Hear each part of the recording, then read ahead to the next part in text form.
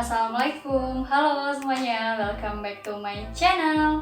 Di video kali ini aku akan mencoba membahas tentang beberapa masalah yang paling banyak ditemui oleh teman-teman PKM setelah dapat pendanaan kemudian menuju PIMNAS. Nah, beberapa masalah ini juga sering banget ditemui dari peserta PKM dari tahun ke tahun. Terus aku juga bakal ngebahas tentang gimana sih caranya kita untuk mengatasi masalah-masalah tersebut sesuai dengan pengalamanku dan timku dan juga sesuai dengan pengalaman teman-teman PIMNAS dari tahun ke tahun. Sebelum masuk ke video, aku mengajak kalian untuk subscribe channel aku terlebih dahulu karena subscribe itu gratis dan kalian gak akan ketinggalan dengan video-video aku berikutnya. Oke, jadi yang pertama aku bakal mengingatkan lagi ke kalian bahwa dalam mencapai suatu tujuan, puncak kesuksesan atau perjalanan saat kita menggapai impian, kita itu gak akan lepas dari yang namanya masalah, termasuk dalam perjalanan menuju PIMNAS. Dan biasanya entah dari itu aku atau teman-teman mungkin sering berpikir bahwa masalah itu adalah suatu hambatan yang mana bakal menghambat dari proses pencapaian kita.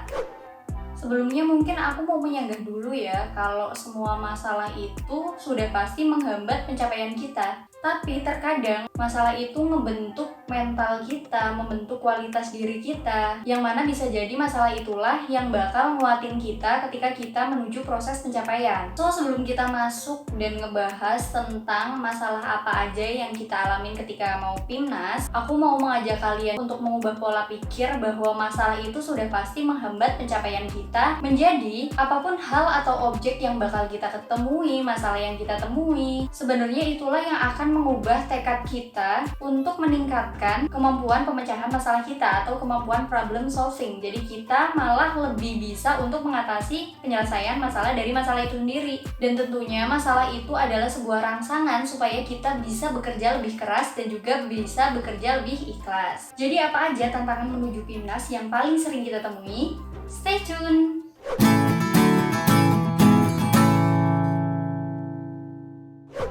Jadi menurut pengalaman, beberapa masalah yang paling sering kita temui ketika para peserta PKM itu menuju ke PIMNAS sebenarnya berasal dari dua faktor. Yang pertama, faktor internal, dan yang kedua, faktor eksternal. Untuk yang faktor internal adalah faktor yang berasal dari dalam, jadi itu berasal dari tim kita sendiri. Sedangkan faktor yang berasal dari eksternal itu adalah faktor yang berasal dari luar, jadi semuanya yang tidak termasuk dalam faktor internal. Contohnya itu kayak masalah duit, atau sarana prasarana, masalah waktu yang ditentukan oleh pusat, dan sebagainya. Oke, kita masuk dari masalah dari yang faktor internal. Dalam menjalani sebuah PKM, baik dari awal pembentukan tim, pembuatan proposal, sampai akhirnya kita menuju PIMNAS, masalah internal ini adalah masalah yang paling menentukan kekompakan tim. Jadi masalah internal ini adalah suatu penentu utama keberhasilan dari PKM kalian. Karena pada dasarnya, kalianlah anggota PKM yang menjadi subjek atau tokoh utama dalam menjalankan PKM. Jadi sebenarnya untuk masalah yang internal ini sebisa mungkin kalian minimalisasi ya, karena kalau misalnya dari tim kalian aja udah nggak kompak, udah nggak satu tujuan, jadi nanti bakal susah untuk menjalani PKM berikutnya. Untuk masalah yang sering ditemui dari faktor internal ini, yang pertama yaitu sibuk dengan urusan masing-masing. Nah ini dia ya, karena biasanya di anggota PKM itu kan ada yang aktivis organisasi, terus juga semesternya kan mungkin misalnya semester 4, semester 6 itu kan semester-semester yang emang banyak banget tugasnya gitu ya. Nah untuk mengatasi dari masalah ini harusnya dari awal kita itu menentukan perbedaan semester dari tim kita gitu ya. Jadi kalau bisa ada yang semester 2, ada yang semester 6 gitu. Kenapa? Karena ini bakal menentukan prioritas dari PKM kalian. Kalau misalnya semua anggota itu berasal dari semester yang sama dan ternyata misalnya semester 4 atau semester 6 yang pada saat itu sibuk-sibuknya ngerjain tugas kuliah gitu ya. Jadi semuanya ya akan memprioritaskan kuliah, nggak ada yang namanya celah untuk memprioritaskan PKM gitu. Tapi beda halnya kalau kita itu semester 2, semester 4, semester 6 misal.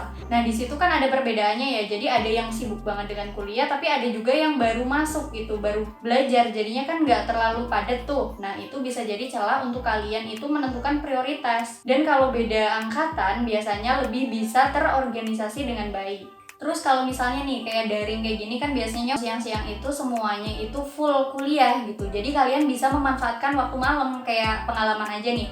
Aku dulu sama timku tuh sampai berlembur berhari-hari sampai malam karena ya emang kalau misalnya di siang hari itu banyak kegiatan, jadi kita manfaatkan untuk malam harinya itu kita berlembur untuk memprioritaskan PKM. Jadi kalau bisa, kalau kalian emang pengen menuju PIMNAS, pengen sampai dapat medal, kalian harus prioritaskan PKM.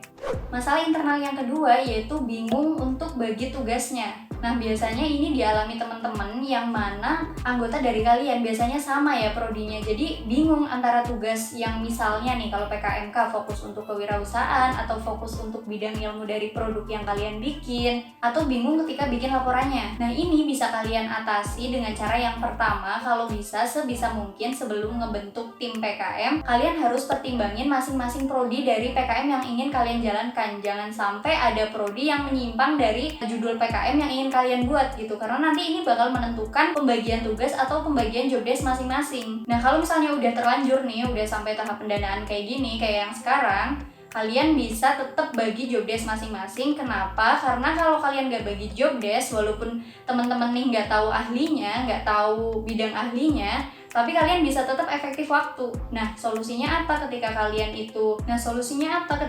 nggak tahu tentang ahli wirausaha misalnya, kalian bisa tanya ke teman-teman agribisnis atau tanya ke teman-teman pendidikan ekonomi gitu. Yang penting job desk kalian tetap jalan gitu ya. Dan kalau kalian misalnya udah sesuai dengan prodi masing-masing, sudah sesuai dengan keahlian masing-masing, ternyata ada semua di tim, jadi kalian tinggal bagi tugas sesuai passionnya. Jadi jangan bagi tugas ketika kalian itu nggak passionnya di bidang penulisan, ya mungkin dia bisa bagi tugas buat untuk laporan kemajuannya atau laporan akhirnya, pokoknya semuanya yang tentang kepenulisan. Terus mungkin yang ahli bidangnya dia bisa menjalankan tugas di latar belakangnya ataupun yang lain. Terus yang kewirausahaan dia bisa mengerjakan tugas bagian kewirausahaannya. Masalah ketiga yang paling sering ditemui dari faktor internal adalah bingung menentukan urgensi kegiatan. Nah, ini biasanya sering terjadi ketika kalian itu setelah pengumuman pendanaan gitu ya. Aduh, sebenarnya apa sih yang harus aku lakuin setelah ini? Solusinya gimana? Solusinya kalian harus update sosialisasi dari universitas atau dari prodi, program studi, ataupun dari pusat. Jadi kalian nggak akan ketinggalan sosialisasi tentang prosedur yang harus dilaksanakan. Atau misalnya kalian masih bingung setelah dapat sosialisasi, kalian bisa tanyakan ke pihak PKM Center Universitas. Nah, biasanya setelah kalian ikut sosialisasi atau kalian tanya ke pihak PKM Center Universitas, nanti kalian bakal dituntun, oh ternyata ini schedule atau deadline yang paling dekat, terus ini yang berikutnya gitu. Jadi kalian tahu urutannya gitu ya. Atau misalnya kalian masih bingung, kalian bisa tanya ke cutting yang alumni PIMNAS. Jadi sharing-sharing aja, Kak, gimana sih caranya ini, gimana caranya ini gitu. Jadi jangan sungkan untuk bertanya, karena kalau malu bertanya ya sisa di jalan gitu. Yang kedua yaitu masalah dari eksternal atau masalah yang berasal dari luar tim. Nah, masalah ini biasanya yang paling sering kita temui yaitu masalah duit atau peruangan. Masalah duit ini biasanya yang pertama disebabkan karena pendanaannya itu belum cair gitu ya. Jadi setelah misalnya nih, kayak kemarin tanggal 1 Juni udah mulai pelaksanaan, ternyata pendanaannya belum cair. Terus gimana? Mau beli alat bingung, mau beli bahan juga bingung. Solusinya kalian bisa tanya ke pihak PKM Center, lagi-lagi pihak PKM Center ya. Jadi mereka tuh kayak LO kalian, jadi kalian gak usah sungkan untuk nanya ke mereka gimana caranya untuk mengatasi masalah duit ini gitu. Masalah eksternal yang kedua yaitu tentang masalah sarana dan prasarana. Nah, ini ya alat yang biasanya digunakan untuk mencapai suatu tujuan gitu. Nah, biasanya dari kalian itu ada alat dan bahan yang susah banget ditemuin atau susah banget buat kalian beli gitu ya. Caranya gimana? Caranya kalian bisa tanya ke alumni. Sekali lagi, kalau misalnya kalian itu punya cutting, kalian bisa tanyakan, Kak, dulu beli alat ini di mana sih?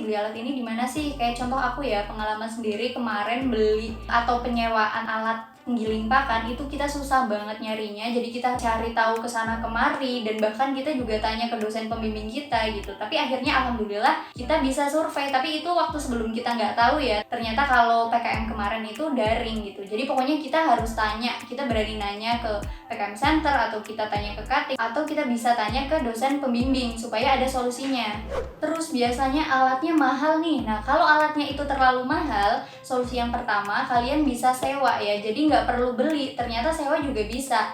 Atau kalau misalnya kalian butuh untuk PKMRE gitu, biasanya kan untuk penelitian gitu ya, kalian bisa pinjem ke lab, bisa pinjem ke laboratorium, entah itu laboratorium prodi atau laboratorium fakultas ataupun juga laboratorium pusat dari universitas kalian. Nah, caranya gimana? Kalian bisa tanya ke laboran masing-masing prodi atau laboran fakultas, atau kalian juga bisa tanya ke laboran di laboratorium pusat.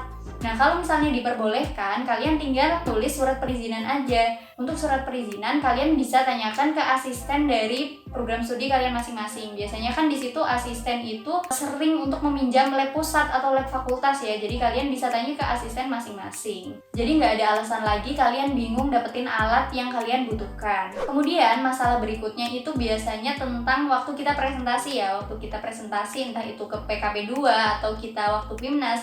Biasanya apalagi kayak gini kan daring ya. Kalau misalnya ternyata kalian daring lagi, kalian bisa tanya ke dosen pembimbing kalian. Nah, pengalamanku kemarin karena kosku, wifi-ku juga susah ternyata, dan timku juga kebetulan mengalami hal yang sama, jadi kita konsultasikan ke dosen pembimbing.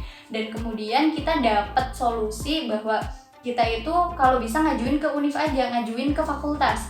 Nah, kita bisa cerita-cerita, kita bisa cerita tentang masalah kita, ternyata kayak gini-gini, dan pasti nanti dari univ itu atau dari fakultas bakal menyediakan tempat untuk kita presentasi asalkan sesuai dengan prosedur. Nah, biasanya kalau misalnya kita mau minjem ruangan di fakultas, kita bisa nulis surat peminjaman juga. Nah, caranya gimana? Silahkan kalian tanya ke sekretaris dari himpunan program studi kalian masing-masing. Jadi semuanya itu pasti prosedural ya, karena peminjaman itu pasti semuanya prosedural, apalagi peminjaman fakultas atau universitas. Jadi kalian emang harus tanya ke kating kalian atau ke asisten gitu yang pengalaman, supaya kalian dapat solusinya. Kemudian untuk masalah eksternal berikutnya biasa sering dialami oleh teman-teman PKMK, yaitu target penjualan.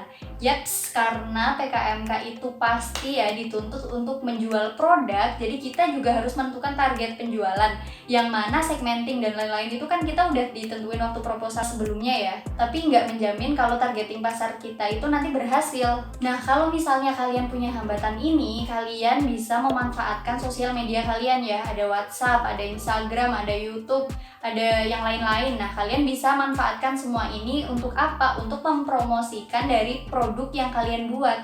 Nah, fungsinya apa? Supaya nanti teman-teman itu bisa menjangkau lebih luas konsumen ya gitu. Jadinya mempermudah penjualan dari produk kalian. Terus solusi yang paling efektif adalah cari mitra. Nah, ini adalah solusi yang paling efektif. Kenapa? Karena biasanya kalau kita sudah bisa menggait mitra untuk penjualan produk kita, biasanya kita dapat menjual produk kita itu dalam jumlah yang banyak dan dalam waktu yang singkat. Karena biasanya kalau kita menggait mitra, misalnya mitra penjualan apa gitu ya, misalnya Indomart atau Alfamart atau apa gitu.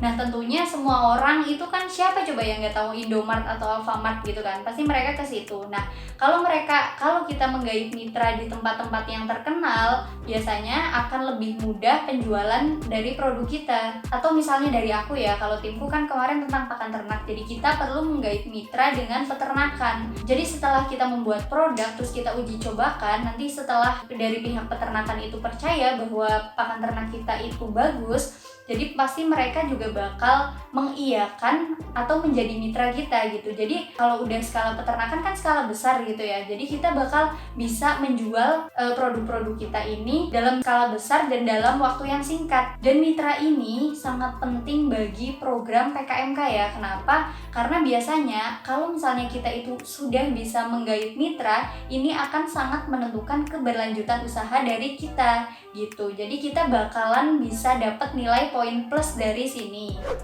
So, itu dia beberapa masalah yang paling sering ditemui oleh peserta PKM menurut pengalamanku dan teman-temanku alumni PIMNAS dari tahun ke tahun. Kalau misalnya kalian ternyata masih ada beberapa masalah yang meresahkan dan kalian gak bisa atasi itu, silahkan kalian tulis di kolom komentar. Semoga video ini bermanfaat, dan jangan lupa sekali lagi untuk subscribe channel aku, karena subscribe itu gratis. Jangan lupa like kalau kalian suka dengan video ini. Dan wassalamualaikum, see you!